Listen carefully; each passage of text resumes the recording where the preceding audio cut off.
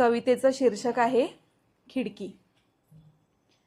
सताड उघड्या दिसणाऱ्या खिडक्यांना असतात चकाकत्या पारदर्शी काचेची बंधनं आणि बाहेरून असतात परिस्थितीच्या जाळ्या। सताड उघड्या दिसणाऱ्या खिडक्यांना असतात चकाकत्या पारदर्शी काचेची बंधनं आणि बाहेरून असतात परिस्थितीच्या जाळ्या, ज्यांना आपल्या स्वप्नांचे खिळे घट्ट ठोकलेले असतात।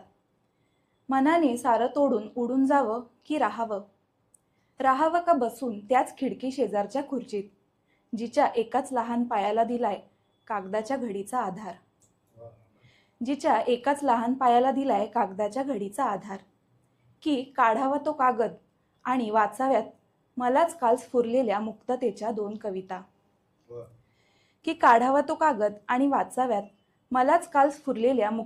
दोन कविता? ज्या आज खुर्ची खालच्या घडीत बंदिस्त झाल्या आहेत।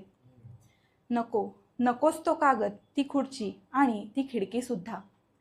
काल प्यायलेल्या चहाचे चिकट झालेले डझनभर प्याले स्वच्छ धुवून पुन्हा मेजाजवळ बसेन घेऊन काही